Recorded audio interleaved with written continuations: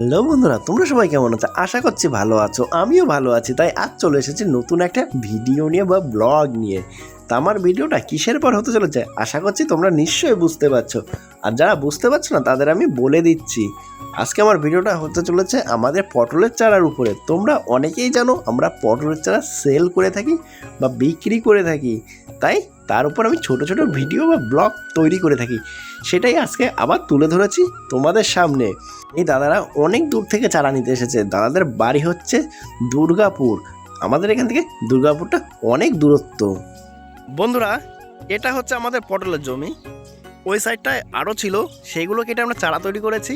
আর কিছু মুড়ি গাছ রেখে দিয়েছি, এখন আবার চারা তৈরি করব নতুন করে। তাই আর তোমরা যারা আমাকে কোশ্চেন করো, দাদা তোমাদের পটলের জমিটা একটু দেখাও না, আমি দেখবো তাদের জন্য আজকে নিয়ে এসেছি আমাদের পটলের জমির কিছু ভিডিও। তা তোমাদের দেখাচ্ছি আমি আমাদের পটলের জমির মুড়ি গাছের ভিডিও। তো তোমরা যদি মুড়ি গাছ দেখে বুঝতে পারো যে আমাদের জমিতে কেমন ধরন হয়েছিল, সেটা একটু দেখে নাও। এই দেখো মুড়ি গাছে ফুল চলে এসেছে, এই দেখো সব ফুল।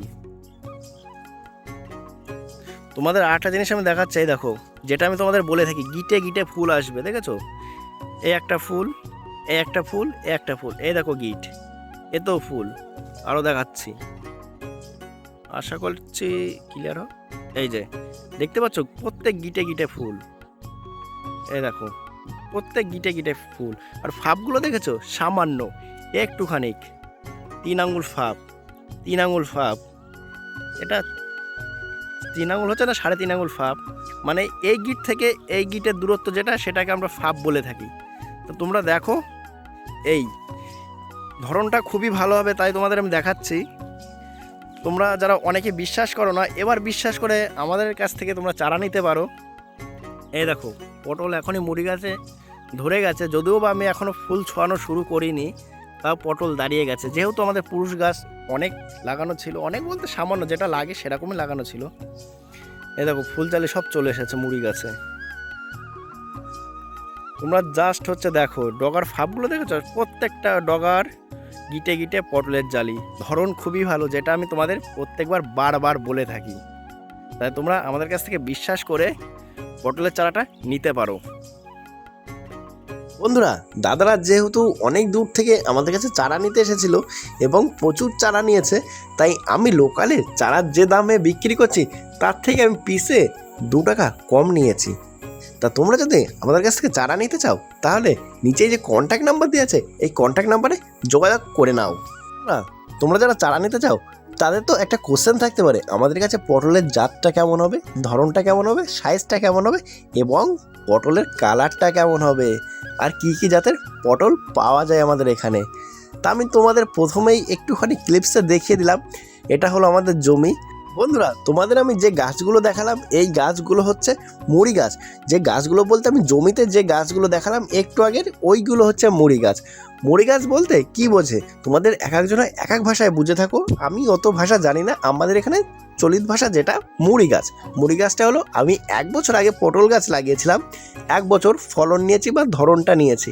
নিয়ে যেই শীত পড়ে গেছে আমাদের তো পটল বন্ধ হয়ে গেছে, তখন আমি গাছগুলো যত্ন অফ রেখেছিলাম এবং গাছের গোড়া কেটে দিয়েছিলাম। সেগুলো আবার মাচায় উঠেছে, মাচায় উঠে নতুন করে ফুল জ্বালিয়ে আসছে, তাকে আমরা মুড়ি গাছ বলে থাকি। যেহেতু এই গাছটা 1 বছরের পুরনো, তাই তাকে আমরা মুড়ি গাছ বলে থাকি। তা তোমাদের আমি তো দেখালামই আমাদের মুড়ি গাছে কেমন ফুল জালি এসেছে, তাহলে তোমরা নিশ্চয়ই বুঝতে পারছো আমাদের গাছের ধরনটা কেমন হতে পারে।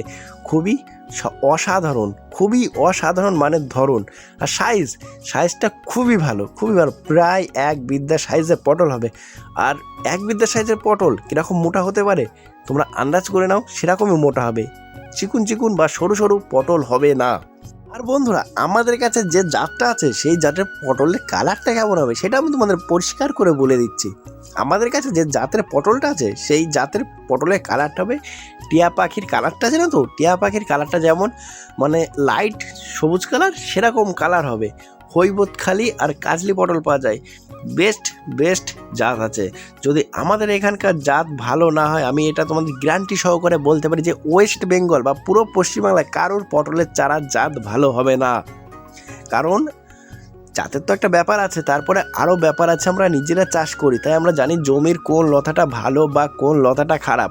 আমরা সবসময় ভালো বা বেটার লতাদের চারা তৈরি করে থাকি। তাই আমাদের চারায় কোনো রকম তুলসী, কুকরি এগুলো হয়ে থাকে না বা হয় না। তাই তোমরা এই দিক থেকে নিশ্চিন্ত থাকতে পারো। আমাদের কাছ থেকে যদি চারা নাও তাহলে এইগুলো একদম নিশ্চিন্ত বা ফ্রি মাইন্ডে তুমি থাকতে পারবে যে এই চারায় কোনো তুলসী হবে না, কুকরি হবে না। আর আমরা 100% গ্যারান্টিতে চারা বিক্রি করে থাকি। আমরা যেটা বলি সেটাই হয়, তার বাইরে কিছুই হয় না। আর তোমরা যদি আমাদের কাছ থেকে পটলের চারা নিতে চাও তাহলে নিচে দেওয়া কন্ট্যাক্ট নাম্বারে কন্ট্যাক্ট করে নাও।